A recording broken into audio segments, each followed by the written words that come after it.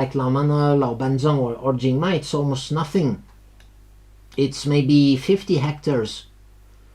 Well, in comparison, in Jingmai we have like 650 hectares. And the tea gardens are on that slope.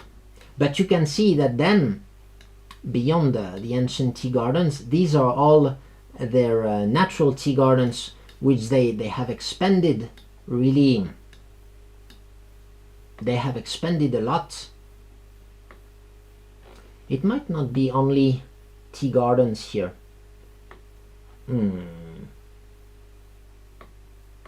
But yeah, in the whole area now they have a lot of plantation tea. And I can show you, okay, let me have a second brew of this tea, and then I will show you pictures of my trip there back in 2010, back when I was just 19.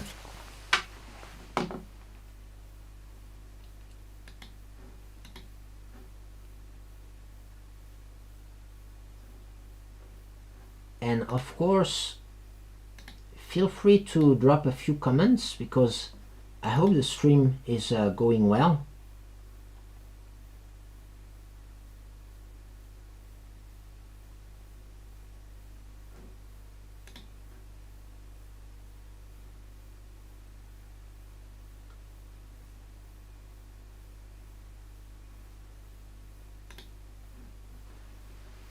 Hi everyone, I think I'm so stupid because I didn't click on the go live the go live button in YouTube, which is too bad, because I've been talking for like half an hour already. I was in the middle of the explanation of the tea mountains. So you know what I'm going to do? I'm just going to continue the streaming as I did it, because I've recorded a version, and I will edit it and publish it as a video. Really sorry for the mess up. It's because I haven't streamed for like 3 weeks and I've already forgotten how to proceed. So I'm currently just drinking a spring tea from Naka, which I will release very soon on the website. If you want to make an order, wait for a couple of days, because we're going to release new products, and we will give a discount until the end of the year. So hi everyone, and really sorry. I've been talking for like half an hour and it wasn't live because I didn't click the button on YouTube. So yeah, I was just in the middle of the presentation on Mengsong tea. Well, you know what? I think I will just start again. Maybe that way I will speak better. Anyway, so I'm just on the second brew of my Naka tea. Let's see how it goes. Let's start again. Let's start over. So today I am drinking the I am drinking this cake, and this is a cake that we're going to release in a couple of days on our website, and this is Spring 2023 Naka, the small trees of Naka. And you can see here that the leaves are quite small. This Mengsong area has mainly a small leaf varietal, a small medium leaf varietal, but it's a bit smaller than Jingmai. So it's quite typical. When you see such small leaves, it's quite likely to come either from Ibang in the east of Xishuangbanna, either from Mengsong. The leaves are actually quite beautiful, quite furry. This is spring material. And so I've been having this tea for half an hour, but since I was talking so much, I'm only at the second brew. And this tea is quite nice actually. Why is it nice? Because Mengsong tea has a unique taste. It has a unique tasting profile. Mengsong tea, you know, like we've been exploring Southern Menghai, in the past month. Okay, and Southern Menghai is all about the mouth, the bottom of the mouth and the throat. You know, you get good huigan, you get that that strong bitterness which changes fast. But in the north of Menghai, in Mengsong area, maybe because of the altitude, maybe because of the different varietal, you get a much more fragrant tea, and you get a special kind of bitterness. A bitterness different from the Bulangshan bitterness. You know, the Bulangshan bitterness, it's more in the middle of the tongue and maybe at the bottom of the mouth, while in this tea, it's more in the upper part of the mouth.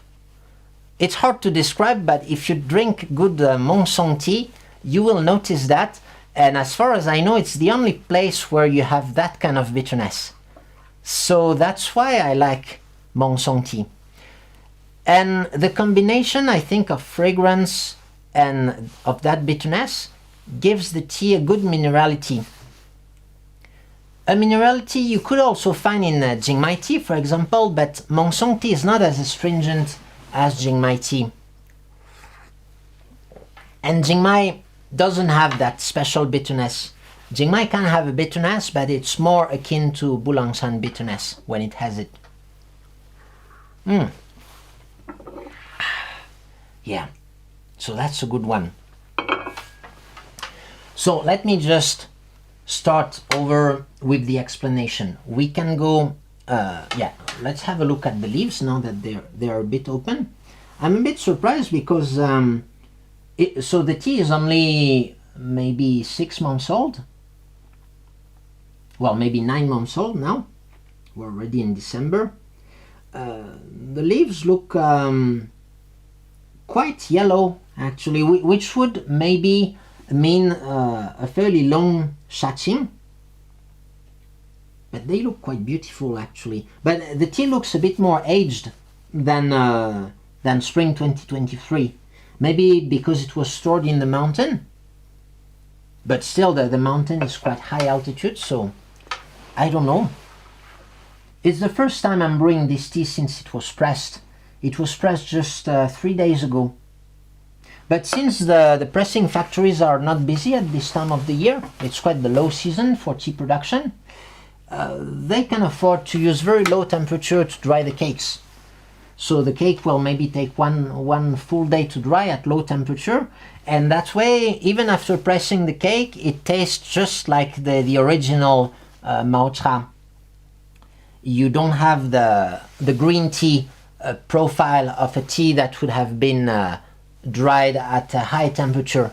This can often occur in spring because there's a long queue and there's pressure from all the tea people for pressing tea quickly. So sometimes they will try to increase the drying temperature, but it will lead to a green tea fragrance and a toned down mouthfeel, less aggressive mouthfeel, more like green tea in the cup.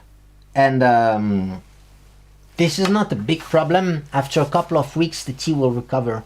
But in the short term, the taste of tea will be alterated. Now I'm really happy to taste this tea that I just had a week ago as a Maocha, and I would say it tastes basically the same. Okay, so hello everyone, and sorry I've been talking for half an hour before starting the live stream because I didn't click the button, but I will start over with the explanation now. Let's go on Google Earth, okay? And okay, let's zoom out. So you see here China, we go to the southwest Yunnan, we go to the south of Yunnan, Xishuangbanna. And here you have the capital city, Jinghong, with the Mekong River that you can see flowing down here. And in the west, you have Menghai, which is the capital of good Puerh tea. You start from Menghai, then you take a small road here, and then you arrive in Bagongli, which is the industrial area of Menghai, where you have thousands of tons of tea, you know, in those warehouses being stored or fermented for ripe Puerh tea. Then you go up along this way. This is a very picturesque part of Xishuangbanna. This is all Dai area, and it's very zhenao, like we say in Chinese, like lots of good vibe, lots of good restaurants, really great food, and nice people. They are mostly rice farmers, although nowadays lots of people are in the tea business. And you continue on that road and you arrive in Mengsong. So Mengsong is the town, like the main town of Mengsong area, obviously, but it's at the southern edge of the Mengsong mountain range. If we zoom out, we can see that mountain range. You see, in the past live streams, we explored this spaceship-like mountain range south of Menghai. Then we went to Nanoshan, which is there, more like there. And today we're going to explore maybe a butterfly, you could say. You can see here, to me it looks a bit like a butterfly. You would have the wings here, and in the center of the butterfly you would have the biggest mountain in Xishuangbanna, Huazhuliangzi. It peaks at 2,400 meters, and from that mountain, so this is the peak, I think, you can have a pretty good view, at least theoretically, if the weather is good. You can see Menghai in the southwest, and I guess you can see most of the tea mountains in southern Menghai.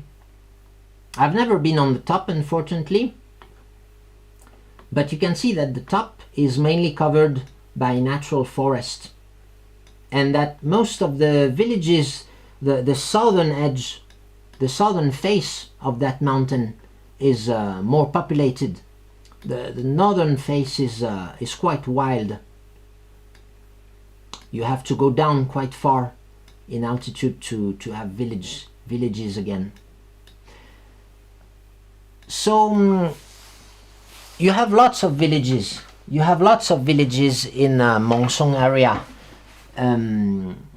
It's a big tea producing area. You could say it's a staple of the Menghai taste. Okay, the classic Menghai taste would be a blend of Bulangshan tea, of southern Menghai and northern Menghai tea. So a blend of Bulangshan and Mengsong. If you want to make it really high quality, you could blend some Laomana with Naka, and that would make an explosive cocktail of Puerh tea goodness.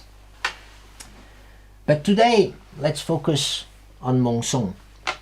So, in Mengsong, you have lots of villages. None of them is particularly famous, apart from Naka. Naka is the tea, the tea I'm drinking now is from Naka. Naka is in the northern part.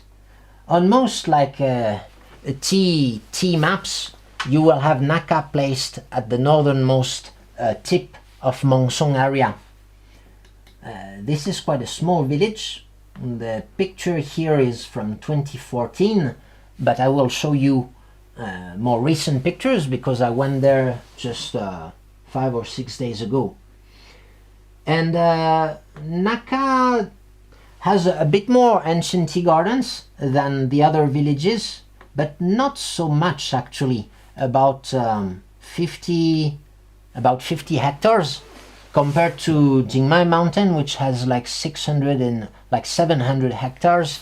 So it's really not much.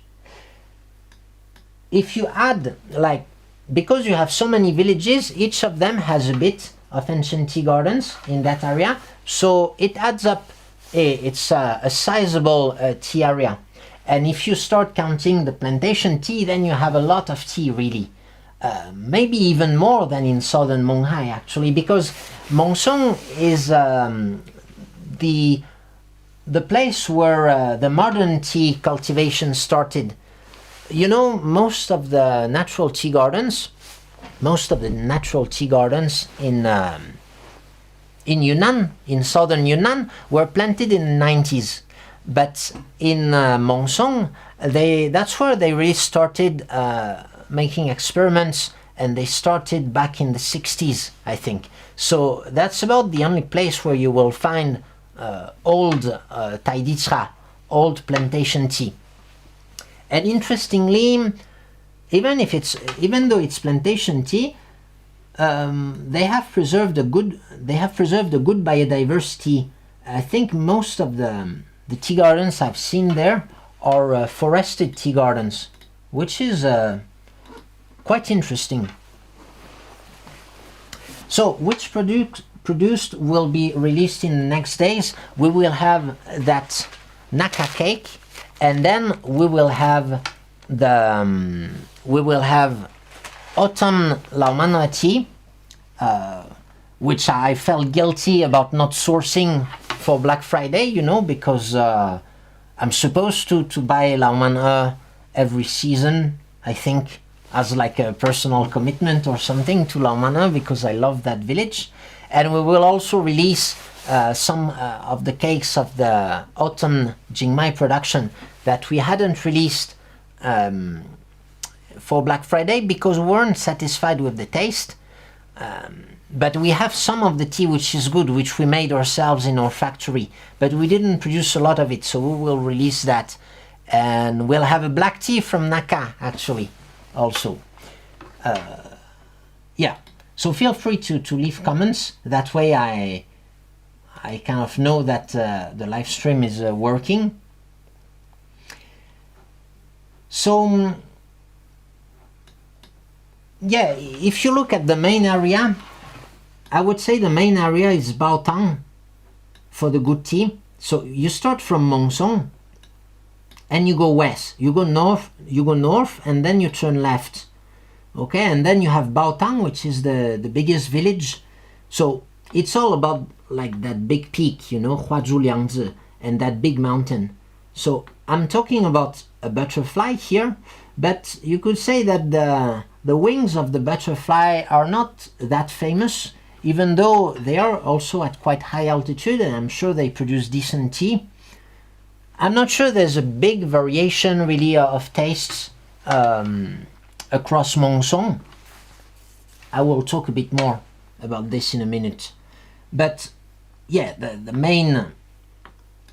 main piece of the meal really is Huazhuliangzi, that big mountain. So you will often see that label on the cakes, and it's the name of the mountain. So Huazhuliangzi could mean any of those villages, you know, like you have Nanpa, Bonglong, Bamong, and then Baotang. Last year we sourced tea from Bamong village, which might be a bit more famous than the others because it's directly below the main mountain and below the peak. But I guess all those villages produce good quality tea. You will also notice a gradient in altitude because in Mengsong, for example, Mengsong is only at 1200 meters of altitude, and you have tea gardens you can see in around Mengsong. Now this tea of course will be cheaper. The more expensive tea grows at higher altitude in those areas, and this will be in those villages, and it goes from around the villages, so like from 1600 to 2200 meters of altitude. And I guess the top must be protected somehow. That's why they don't grow tea. And anyway, like 2,200 meters is really about the maximum altitude at which you can grow the Assamica varietal. You know, if you look at the colder countries like Japan and Korea, they will have only the small leaf varietal, the sinensis varietal, because this sinensis varietal is more resistant to frost, while the big leaf varietal is more resistant to pest and disease, which would be a higher pressure in a hot tropical climate. But if you throw the frost in, you will have a lot of tea trees dying. And so, before I started the live stream, I was explaining that when you go up, the viable surface for planting tea probably has increased since the increase in price. Because if you plant tea at 2,200 meters, they probably won't last you for centuries. At some point you will have an extreme weather episode, an extreme frost on a particular year, and maybe all of your trees will die. So you will have to replant them. But if your tea is expensive, maybe it's viable to just grow them for like 30 years, and at some point you will have a bad year where your tea trees die and you plant them again. And if you do that for a long time, actually you will have a more resistant varietal to frost, because the strategy is actually to you'll have the frost episode, maybe it will kill 90% of the tea trees, then you use seeds from the remaining trees to replant the gardens. And so after a couple of episodes of dying like this, so maybe after a couple of centuries or decades, depending on the pressure, you will have a new varietal. It's something of it's quite a misconception, I think, in ecology and natural selection.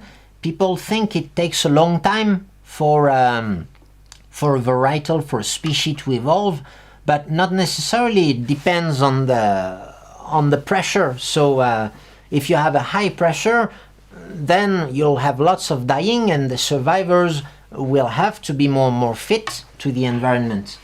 So it might not always take centuries, and actually some papers show that if you look at the ancient tea gardens, in each mountain they have their own special genetics, you know, because they will have been adapted to different environments.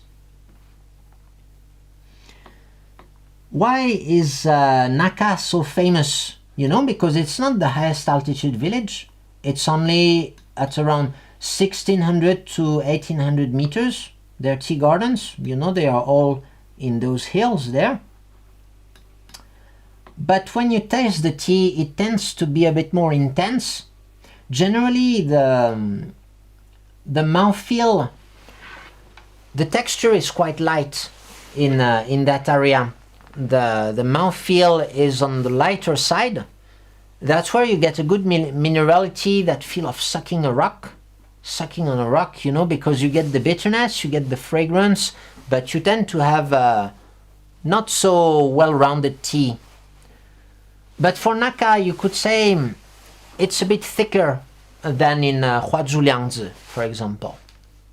But Huazhuliangzi would have a stronger bitterness. So maybe the Naka tea is a bit more balanced, but Huazhuliangzi might be more typical of that area, because you'll have the strong bitterness, you'll have a high-pitched fragrance, although maybe not as complex as Naka.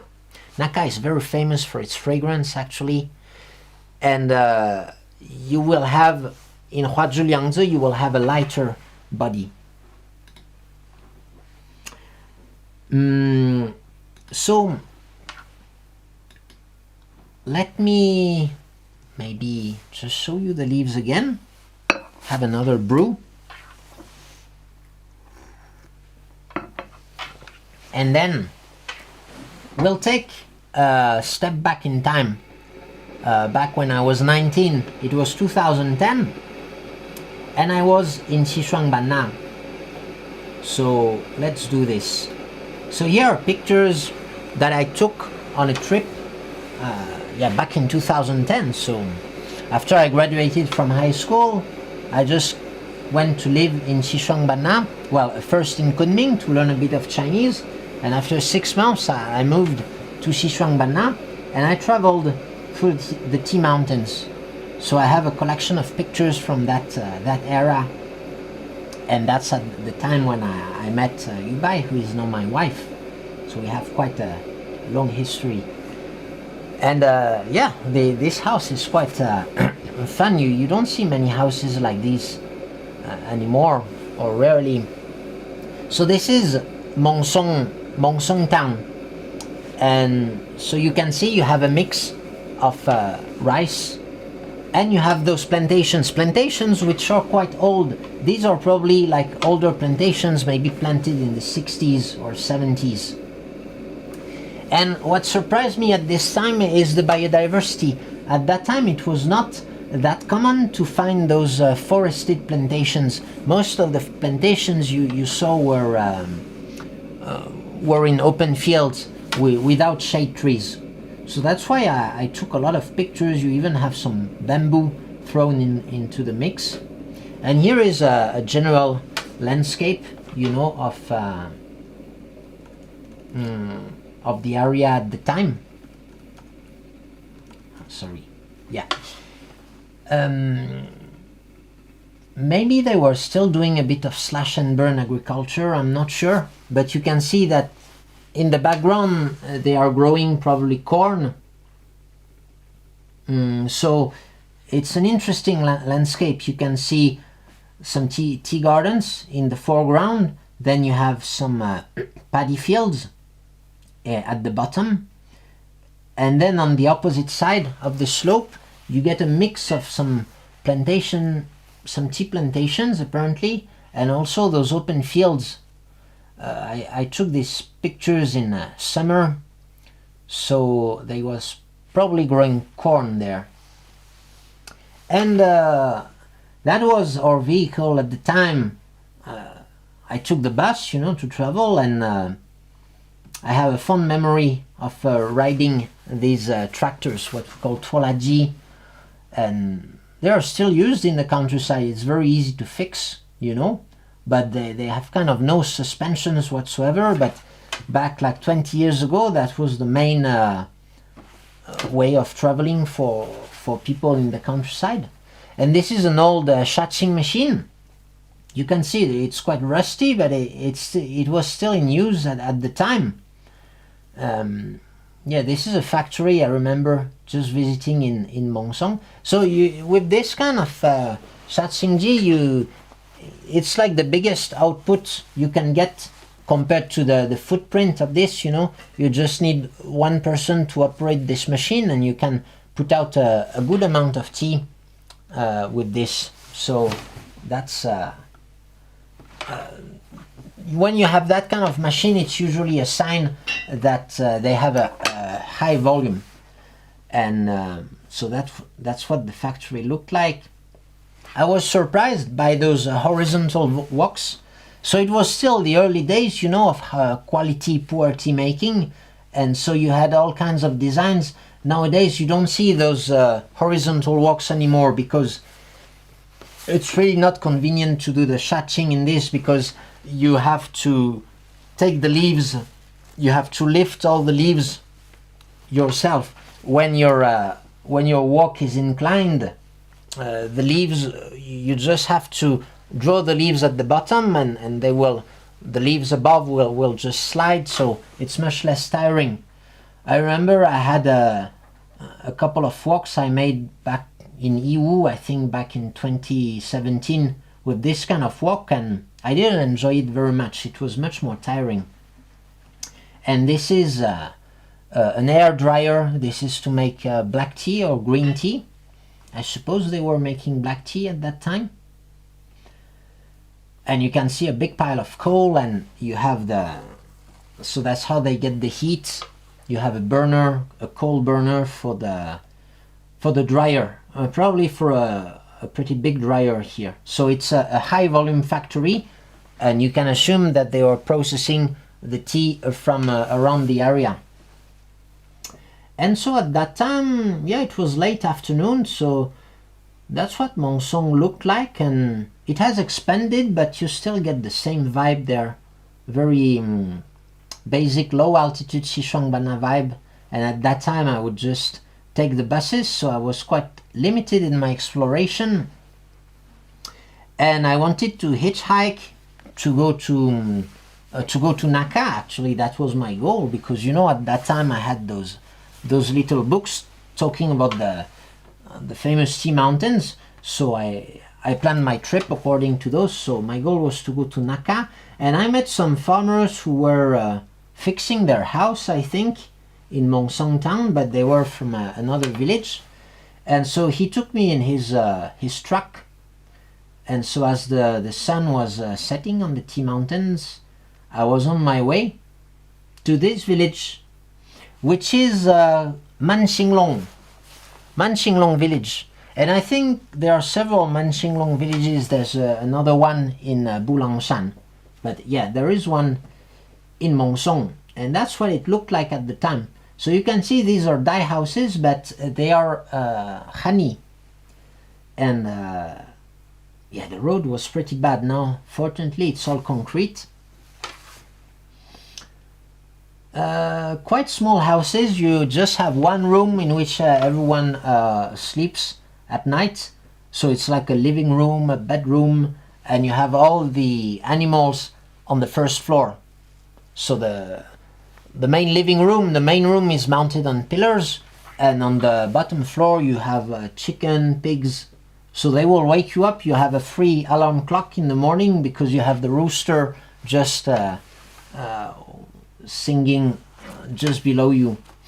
And I had a really good time in that village. I remember we talked. I had a pretty limited Chinese at the time because I had only been here for 6 months.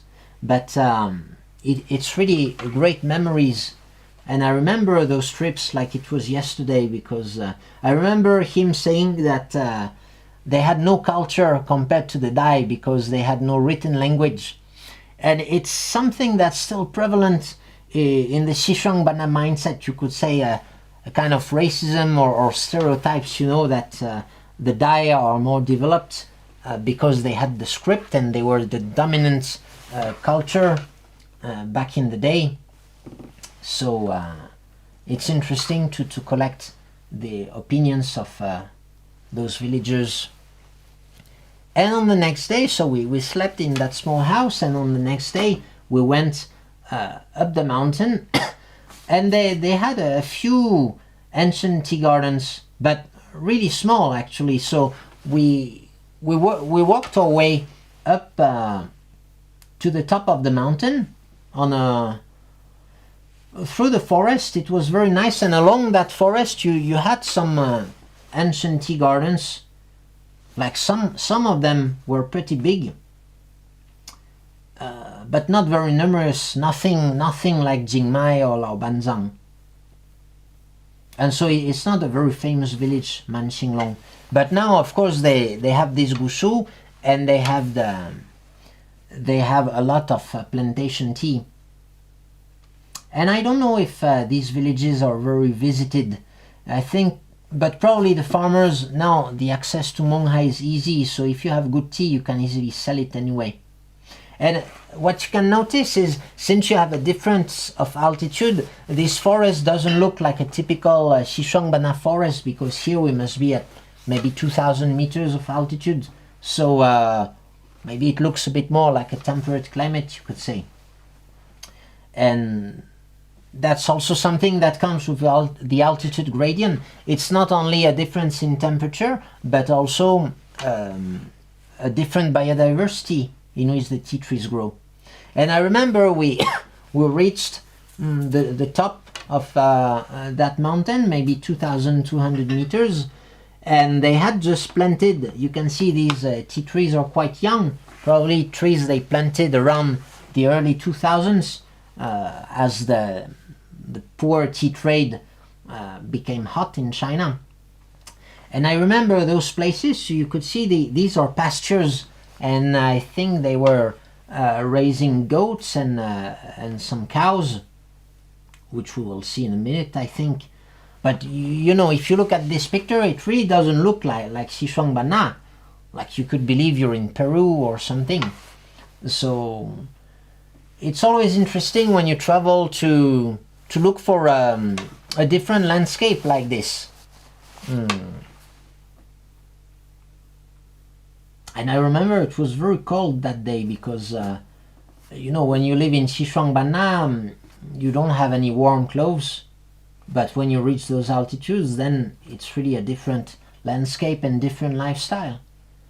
And you see, if you want to travel, you don't always have to go across the world. You can just, like if you were living in Jinghong, their life is totally different from the life in Jinghong, because Jinghong is very tropical, very hot, and there probably also their customs and stuff are different. So sometimes you can just take a trip not far geographically from where you live, but in a different landscape, and you will meet people with a different mindset. And probably nowadays these areas are covered with tea gardens, because if tea is expensive and there's a demand for high quality tea, I think it wouldn't make sense anymore to grow cattle there, because you wouldn't have time, because you're busy doing tea business. And this land with probably a pretty poor soil will give a low yield for tea trees, but you don't care because the tea is expensive and tastes good. You can see also they planted corn there, so I guess the soil is still somewhat fertile, or they would have to bring some fertilizer. Oh, and you can see the cows. But I remember seeing goats there, and I'm surprised that those buffaloes, which typically are kind of lazy animals, more like live in the paddies in the lowlands. I was surprised to meet them in that high in the mountain, because usually you will meet like small cows like you have in Jingmai. The different breeds of cows have different abilities. For example, if the cow is very heavy and a bit stupid, you could say, or not so acquainted to hilly terrain, they will easily break their leg. They will fall down the slope. So that's why even like in Europe you have cows for milk, cows for growing a lot of meat. So these cows usually are designed to stay, like you have to take care of them a lot. And so they are a bit stupid, like in the way they won't try to escape, they are not so wild, they are very disciplined, but you need to bring them everything. And then if you go to the more remote areas, the hilly terrains, you will have cows which maybe don't grow as fat, but are more fit and are smarter, you could say, in that kind of terrain. So you don't need to take care of them that much. And so I was surprised, because I thought these kind of cows, they needed a lot of care. So I don't know. Usually in that terrain it would be better with small cows. And this is a tea tree route, because I was with the teacher, I guess the primary school teacher, and he was into medicine, traditional medicine, you could say. And he was just cutting some tea tree roots for brewing in rice liquor. Okay, so you just put the root in rice liquor and wait for a couple of weeks, and then it's supposed to be a medicine. But I was a bit shocked at that time. I don't know, it hurt my heart to see him cut the root with the machete. So that's why I took that picture. So it's nice to look back at these old pictures, because it brings back memories. And yeah, let's have more of that landscape. So it was on the second day of my trip. Now they have the houses are much bigger now. These are traditional houses, and they might look good to the tourists, but they are not really the best place to live in for your whole life. It's very very basic. Like, people have no privacy, and it's not well isolated from humidity, from noise. So yeah, people tend to build big concrete houses nowadays. And then I remember this farmer took me to one of his plantations And that's where I had a kind of enlightenment about what it means to do agriculture, you know, because when you come from at the time, I remember in the West, in France, where I grew up, it was all about protecting the environment and avoiding the pesticides and everything. And he told me, like, he explained me that he used glyphosate, you know, to clear the weeds in his field. I will show you the pictures. So this is his garden, and so at that time he used pesticides in his gardens. I don't know exactly about insecticides and things, but he told me he used these bottles. So this is glyphosate, we call it sauganlin. This is a very cheap and efficient way to clear the weeds. And I'm sure you're aware of the debates about its use. But I remember then, so you can see that that's how it works with glyphosate. The plants will just stop doing photosynthesis, and so they will die in the field. So it doesn't touch the soil structure. And well, if you don't make a mess, it only works by contact with the leaves. So if you don't spray it on the tea leaves, they will be fine. But of course, I guess if you do pesticide control, you will find traces through droplets, you know. A small quantity of glyphosate can maybe hinder the photosynthesis without totally stopping it. So you might see a drop in yield if you make a mess, like if you spray when there is wind. But otherwise, like, you're supposed to spray it below the tea trees. And so that's what happens. You can see all the weed dying in the area. And you know, I was talking with this farmer because maybe I was a bit shocked or something. You know, I was 19 at the time, so it was the beginning of my travels, and maybe I would feel well, you're confronted with different ideas, and that's how you grow, really.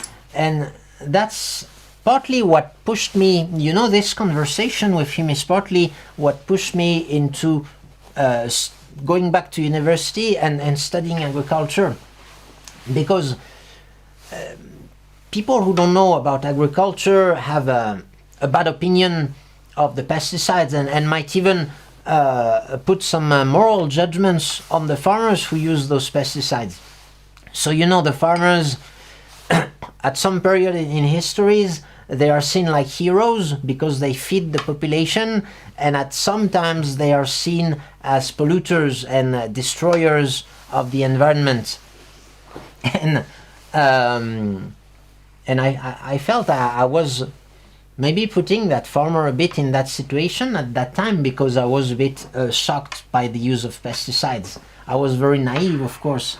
But what he told me, it's really that he was maybe 40 years old at the time, and what he told me is that the pesticides and the chemical fertilizers, maybe more so the chemical fertilizers than the pesticides, is really what allowed them to eat enough, you know, because without these tools, agriculture is very hard in those places. And if you don't have expensive tea like you have now, like we can produce the tea we sell now without pesticides and chemical fertilizer, but because it's very expensive tea, you know, and if you produced your rice or your corn or your basic tea in that way, it just wouldn't be possible. You wouldn't have the yield, and you wouldn't have enough nutrients. If you don't use chemical fertilizers, you can only bring like manure or take advantage of water, so only in some places, you know, along river banks. in the history of agriculture, the main concern has always been to how to renew the fertility in your soil. So how to bring how to bring nutrients from outside and put it into your field, and the widespread use of cheap chemical fertilizer, it's been a revolution. That was the Green Revolution, and it solved for a big part, at least for a majority of the world, it solved the problem of hunger and of food production. But of course, it brought along the concerns for the environment. So it's a new battle that we're fighting now. And that's why I think it's so important to study agriculture, because sometimes I have messages from customers who ask about natural agriculture, for example. But there's no such thing as natural agriculture. Even hunting and gathering is not natural, because you disturb the ecosystem by doing this. So agriculture is always man-made, and we have to be smart about it. So now we have a new constraint. Back in the 50s, 60s, at least in the more developed world, that's where we started really growing stuff more scientifically and using all the power of chemistry to protect the crops from pests and to increase the fertility for sheep. And it's only after that we started having problems being concerned about the environment. In China, it came later because of the communist regime and stuff. That modernization only came in the 90s. And that farmer told me that before the 90s, it was really hard to renew the fertility, and it was a constant battle against nature, to protect your crops from pests. So you could have like lose 80-90% of your crop to a pest attack, and you had no real tools to fight that. So at that time, the pesticides and the chemical fertilizer was really a revolution. And so now why I studied agriculture is to try to better understand what modern tools we could have to both have something that's on an equal yield as what we get with conventional modern agriculture, and yet try to minimize our impact on the environment to make it sustainable. And so that's what's called agroecology, and that's what I tried to study, at least during my studies, and that's also partly why I keep doing the tea business, and I like to explore, the different agricultural techniques. Now the problem is we'd like to think, that permaculture is great and you can get a really huge yield, but the problem is at scale. Maybe you can do that in your garden, because you don't count your time and you don't need to produce that much food anyway. But at scale, it's a real challenge. And if you're still young and you're considering about what to do in your life, that's a really major challenge, like how to increase the performance of those agricultural systems.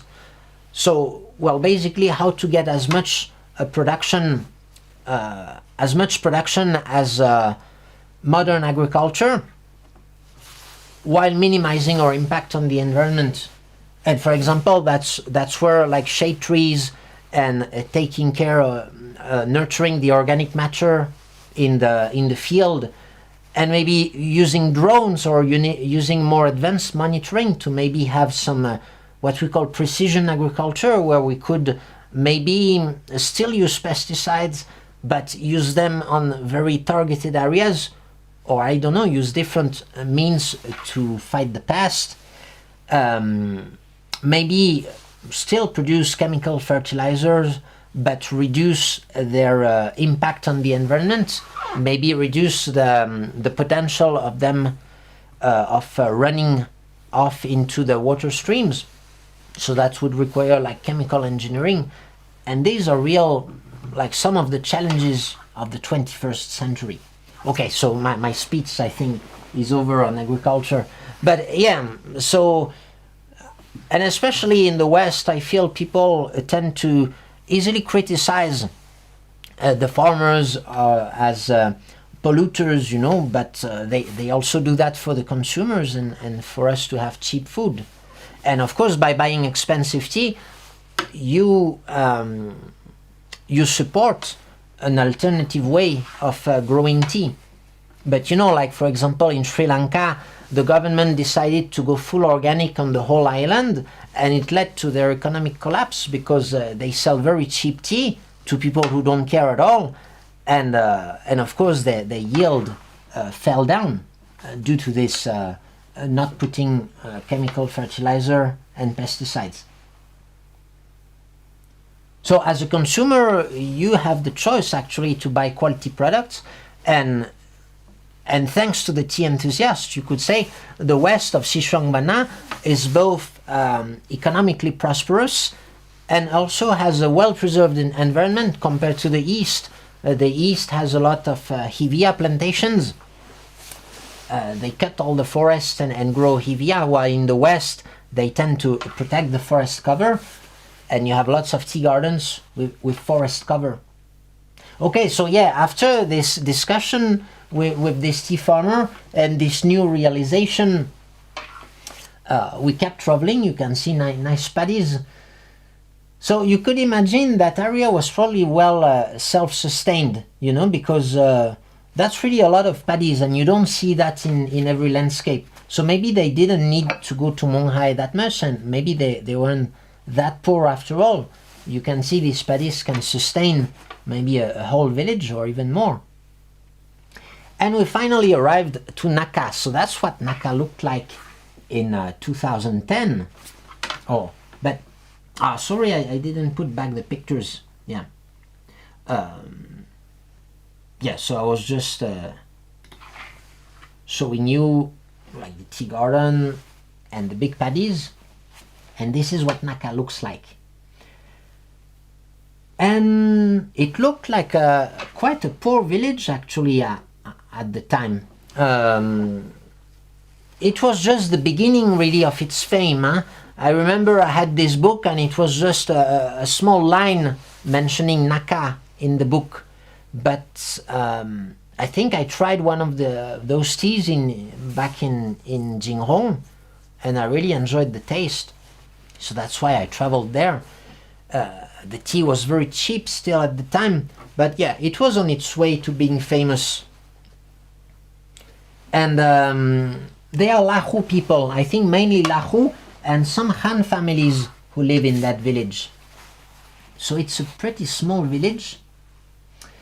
Yeah, I visited so it was at least known because, relatively speaking, it has a bigger amount of ancient tea gardens than the other villages in Mengsong. The tea trees are big but not huge.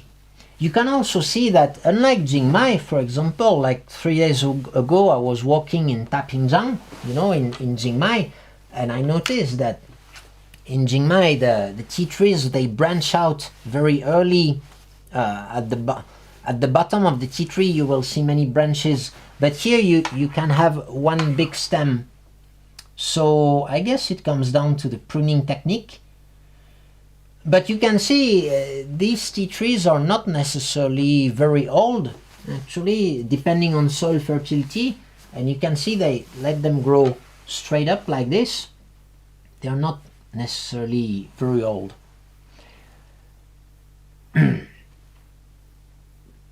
And so yeah, it was quite a primitive village. And I think you could see that in the processing facilities. So it was still a time during which we had lots of, that was a concern, like you knew where the good tea was, but it was still hard to get a well-processed tea which was not smoky and everything. But it's also at this time when, you know, the smarter people in the villages, maybe they would be more conscientious, and they would listen more, listen to the advice from the tea buyers and adapt and try to build those better factories. Huh? What's going on?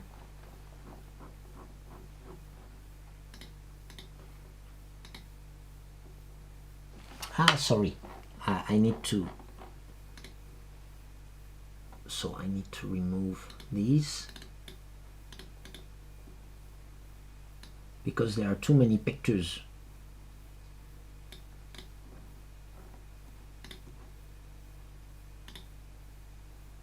And so if I... Okay, so we're back, I think, with the pictures. Yeah. But yeah, it's still quite a scenic village. And so I will show you more recent pictures that I took a couple of days ago. So it was a Han family that I met there. And the guy was cooking the tea again in a horizontal wok, so it seemed like it was just the default technique there. And he had a brush, so it was one hand and one brush like this.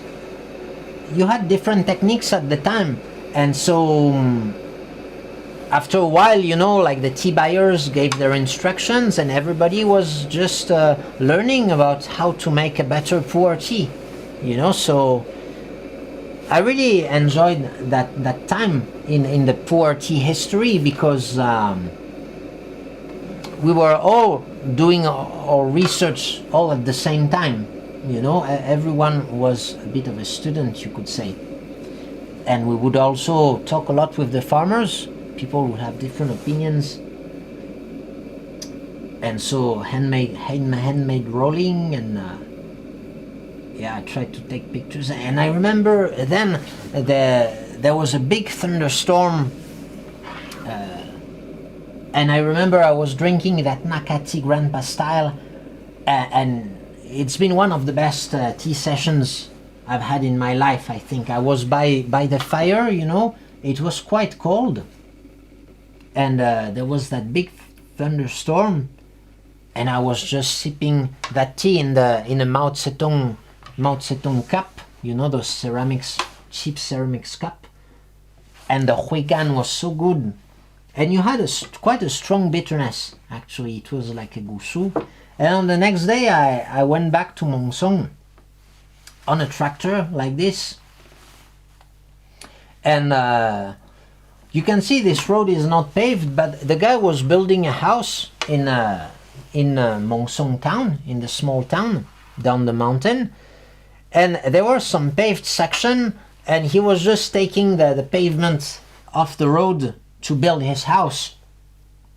So we took several stops, you know. So maybe that's why the roads had no pavement after all, because people were building their houses.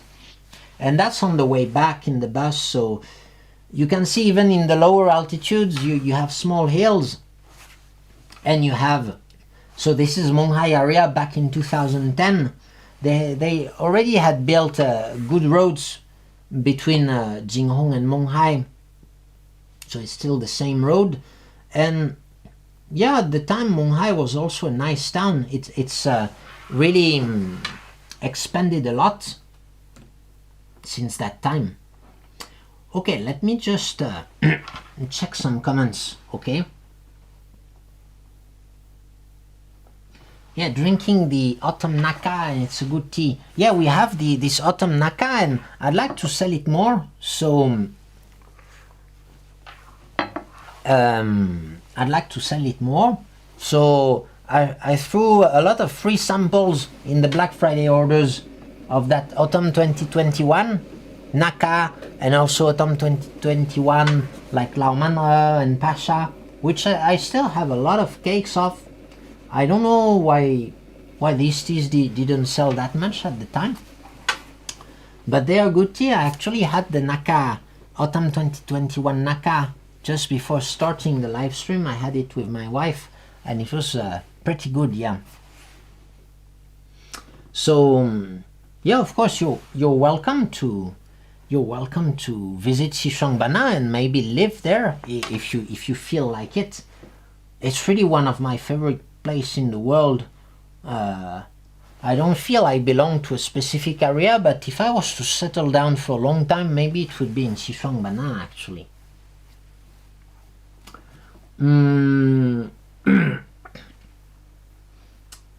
So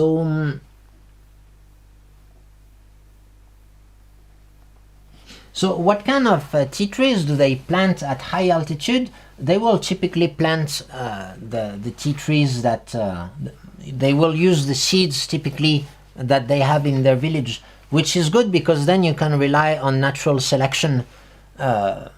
If you're already planting tea trees at high altitude, it's more likely that these species, if you've used it for a long time, is more fit to resist to frost. But of course it doesn't work if you take the seeds from low altitude. So but typically, yeah, the farmers will use the seeds they have. I guess you can also buy some seeds, but why would they buy it if they already have the material? But they don't plant cultivars there. It's all seed propagated.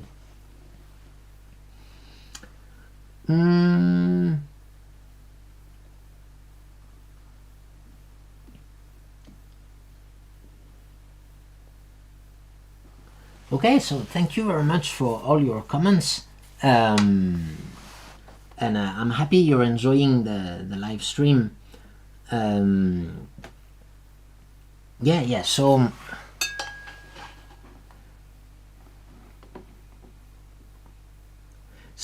yeah, horizontal walks in Japan.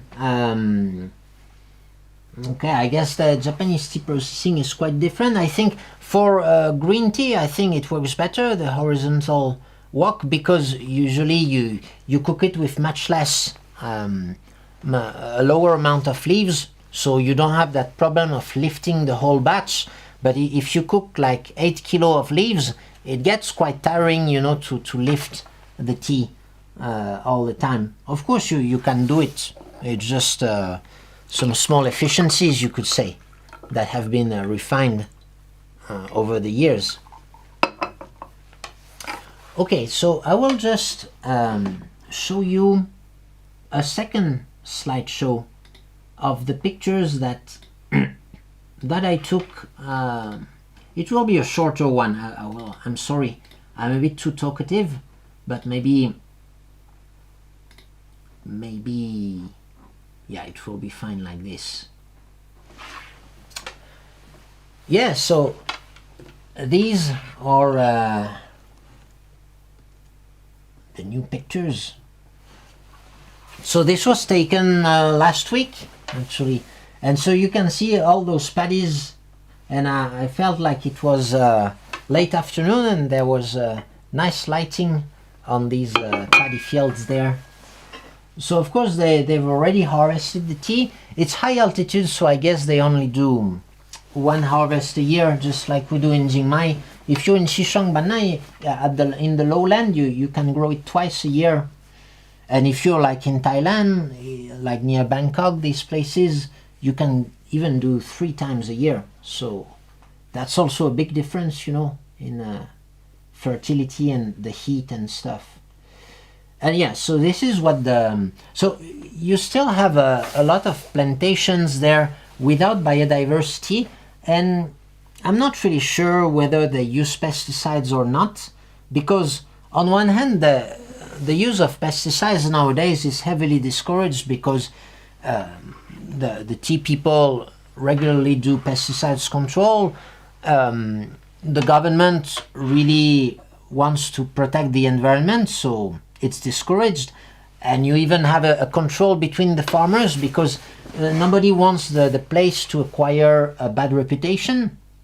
So so they will well, basically if other people see you spraying pesticides in your field, they won't be willing to buy your leaves, for example, if they run a tea factory, something like that.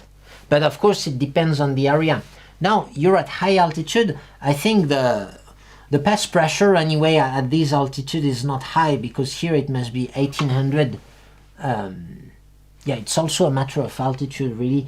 And for the use of herbicide, if the tea is expensive, you can afford, you know, to pay some workers to do the job with a strimmer. So the herbicide use is not really necessary. It's just a cost-saving or time-saving measure.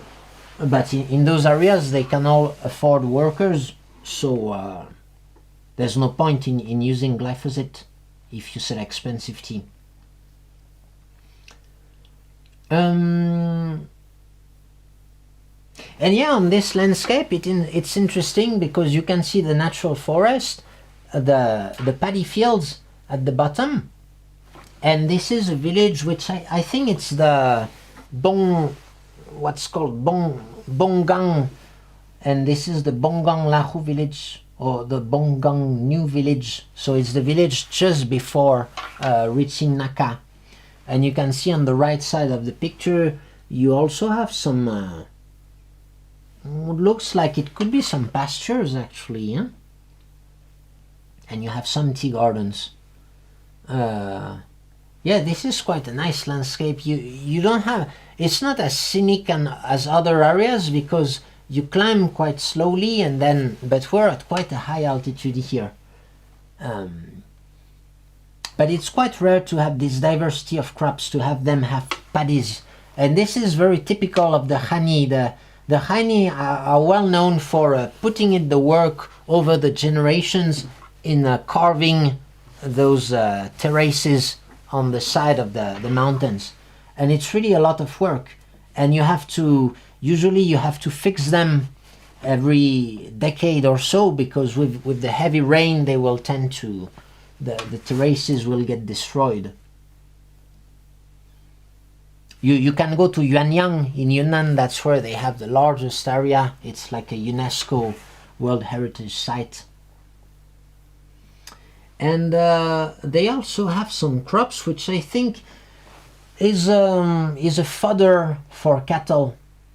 I don't remember the name of that crop.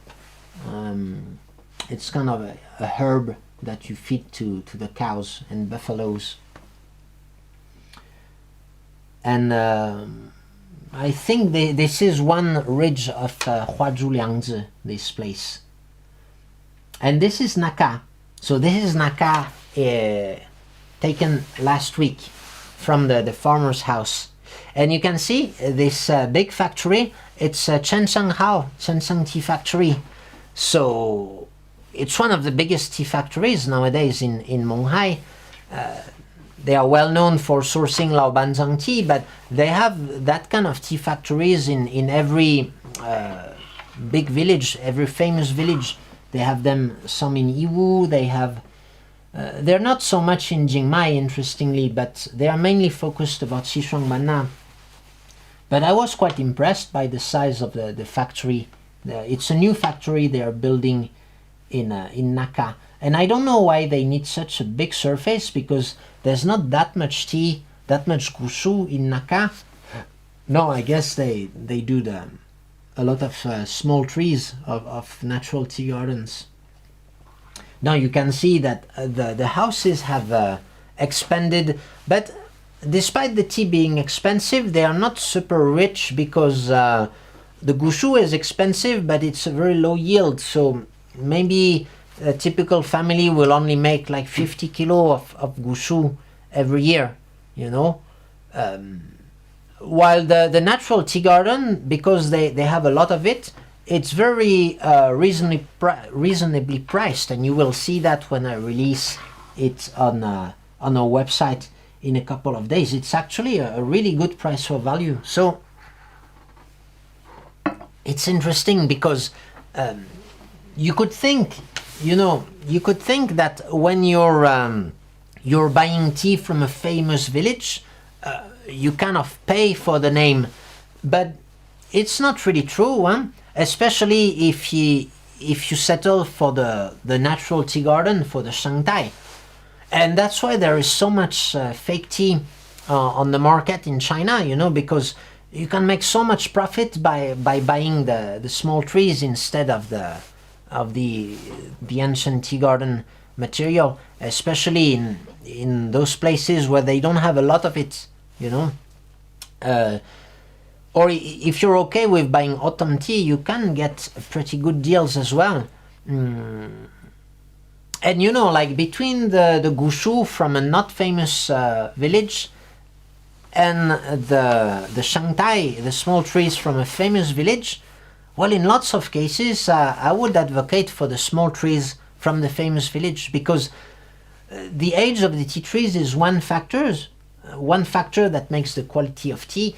But in my opinion, the terroir, like the soil characteristics, the microclimate, is a stronger contributor to a good tea than the age of the tea trees. Of course, if you want the top and you can afford it, you just buy the tea, the gushu from the famous village. And so yeah, this is some tea gardens. So interestingly, they separate their tea in three categories there. They have the small trees, the medium trees, and the big trees. Okay, so the small trees is like what we call shangtai, the plantation tea, or like natural tea gardens. Then the medium trees would be like what you see on these pictures. Maybe I have better pictures of that after. And the big trees would be like the big trees, you know, like the gushu. So this is a landscape, and you can see all these areas have been planted with tea, at least lots of them. So they don't have that much gushu, but they have quite a big area, a wide area for natural tea gardens. Yeah, so this would be like medium trees. Tea trees which are probably not that old, maybe 30, 40 years old, but they haven't been pruned very short, you know, they let them grow.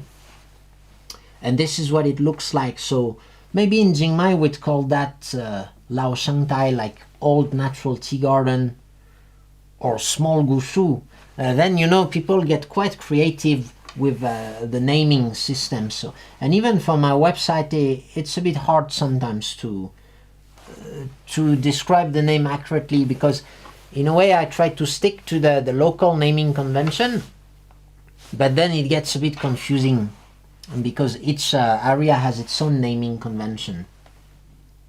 So it was winter, so you can see you have fruits. You have fruits on the tea trees, and yet you also have some new flushes, you know. So they grow, like if you process that tea, it will be mostly yellow flakes because the leaves are already very thick. But yeah, it's winter tea. Maybe I usually don't harvest it really. A couple of days ago, like 3 days ago, I saw some in Jingmai, but very, very scarce, you know.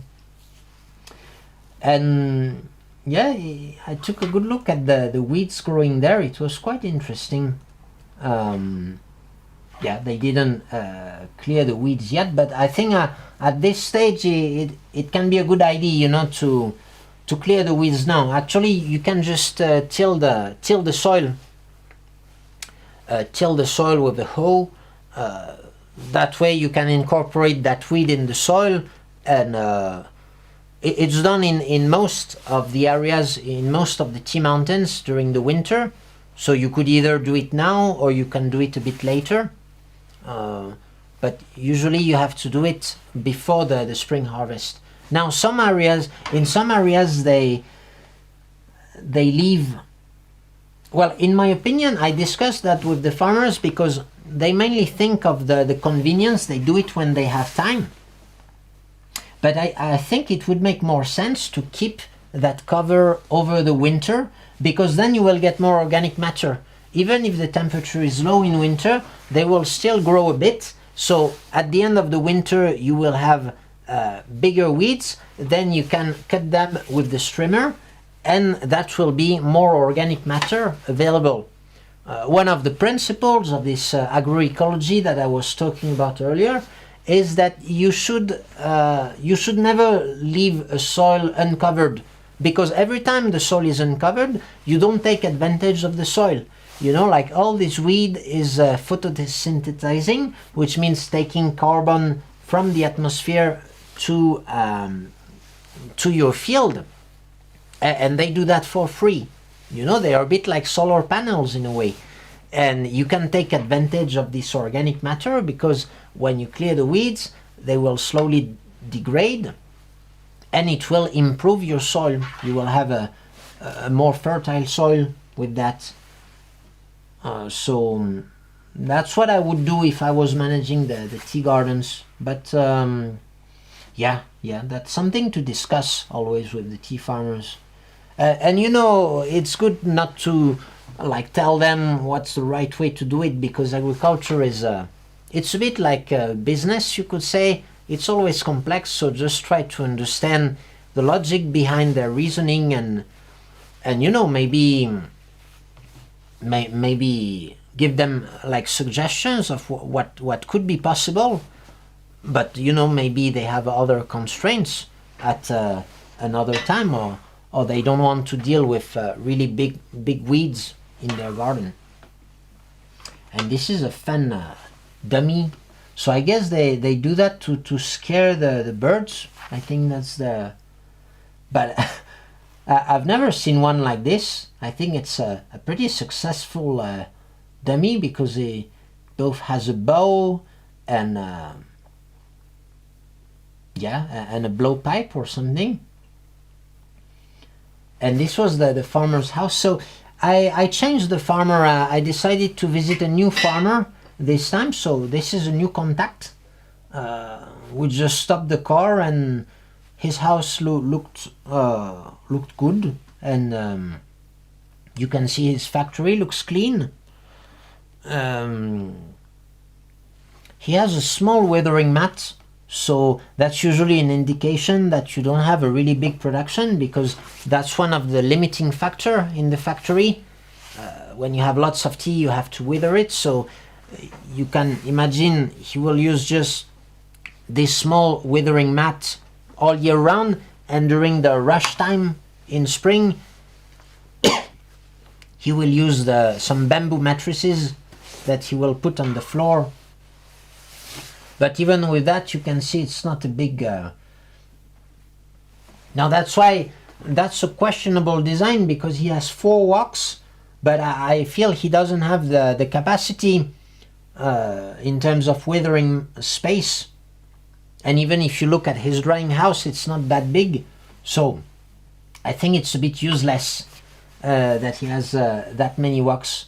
But who knows, maybe he has space in his neighbor's house to put some tea, and he wants to keep his option. Anyway, building walks is pretty cheap, you know, so why not build 4 of them? And yeah, this is some tea we tried. So we tried the autumn tea. Yeah, so I'm going to talk again about the taste of that area.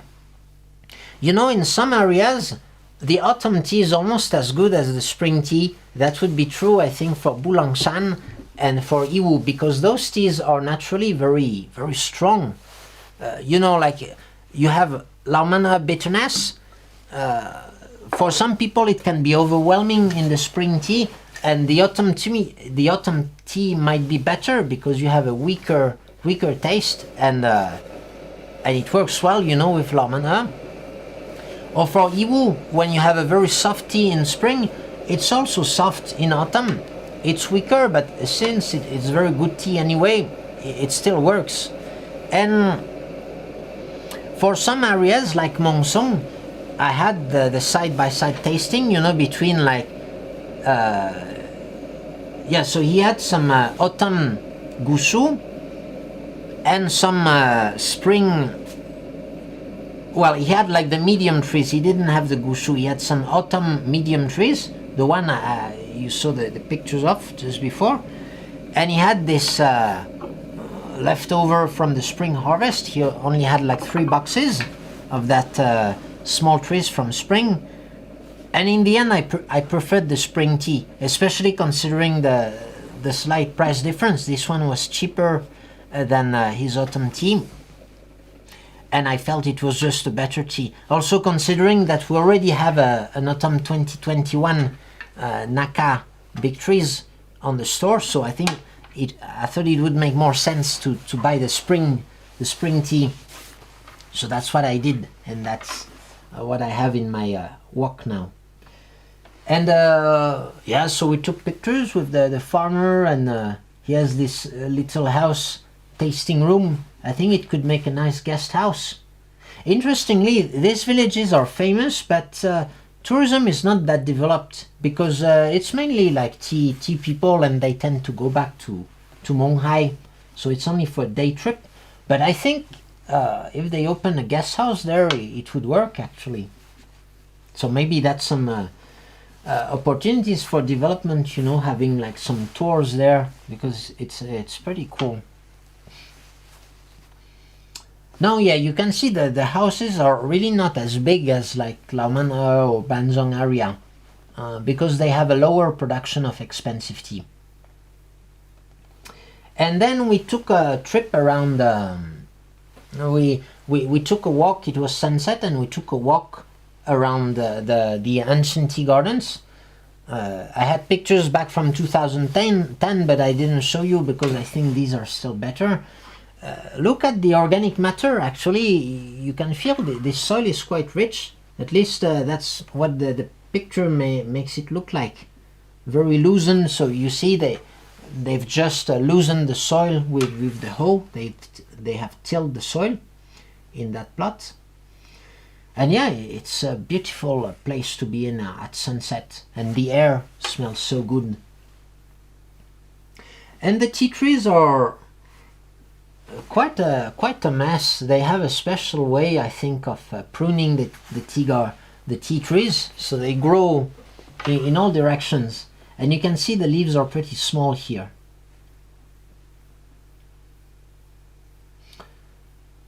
And yeah, you can see some kind of oddities on the tea trees sometimes. It's quite fun. Yeah, I really like the soil there. Huh? So it's in a forested area, so it's a bit like our tea gardens in Jingmai. And this is the farmer we work with now. So usually when they take me around, I like to take pictures of them, and I send them. They can put it on their WeChat profile picture or something, and they are happy. It's always good, you know, for business to have pictures of yourself in your tea gardens. So these are his big trees. Maybe it's something we could do next spring, you know, like big trees. We'll have maybe to try samples first, or but the processing, if you look at the processing of this tea, it looks very fine. The tea leaves look very good. I'm just surprised that it looks a bit older than spring 2023. It was stored in his house, so I don't know, maybe it gets quite wet during the rainy season, and so you have a faster aging there.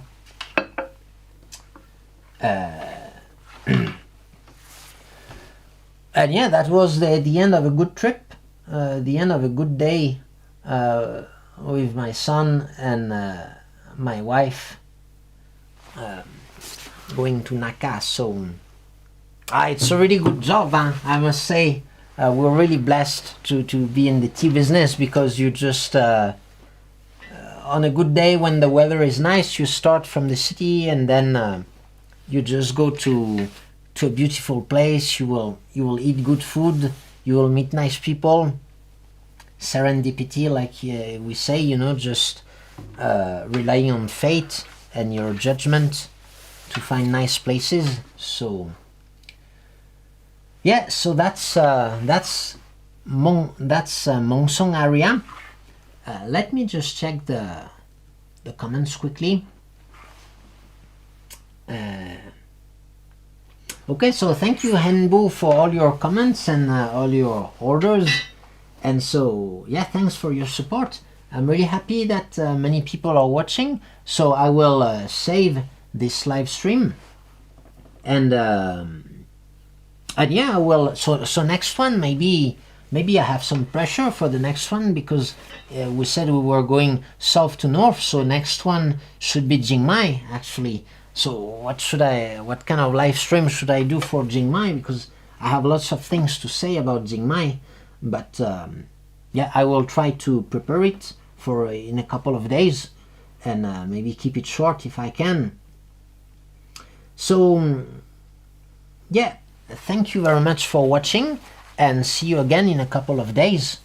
And I wish you a happy holiday, happy end of the year, and of course a good tea at home. So see you later. Bye bye.